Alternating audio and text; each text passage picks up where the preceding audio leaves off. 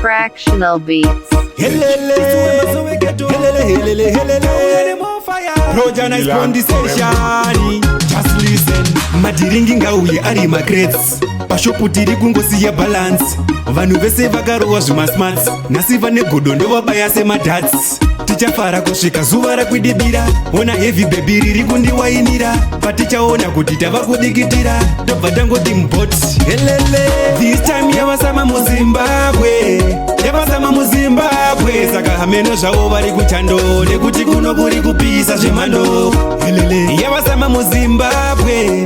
Yavasama muZimbabwe. Saka hameno zvavo vari kuchando. Nekuti kuno kuri kupisa zvemhando. Takumborefresha kusvika madeko. Tine mabhebhi atobva kure kwamutoko. Tisiyei timbofara isu vaira soko. Takasunungurwa hatisi pajoko. Ona tumadhanzi level riri high. Kana usiri kufara pano uri hwai. Zvimwe zvinoda kutenda Mwari rumbidzwai. Tabva taita sekunge tiri kuDubai. This time yavasama muZimbabwe. Yavasama muZimbabwe. Saka hameno zvavo vari kuchando. Nekuti kuno kuri kupisa zvemhando. Yavasama muZimbabwe. Yavasama muZimbabwe. Saka hameno zvavo vari kuchando. Nekuti kuno kuri kupisa zvemhando. Madhiringi ngauye ari magrades. Pashopu tiri kungosiya balance.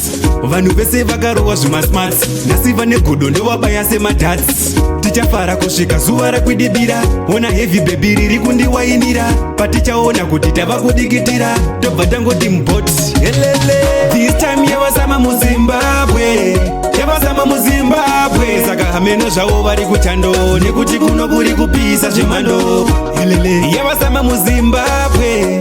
Yavasama muZimbabwe. Saka hameno zvavo vari kuchando. Nekuti kuno kuri kupisa zvemhando. Takumborefresha kusvika madeko. Tine mabhebhi atobva kure kwamutoko. Tisiyei timbofara isu vaira soko. Takasunungurwa hatisi pajoko. Ona tumadhanzi level riri high. Kana usiri kufara pano uri hwai. Zvimwe zvinoda kutenda Mwari rumbidzwai. Tabva taita sekunge tiri kuDubai. This time yavasama muZimbabwe.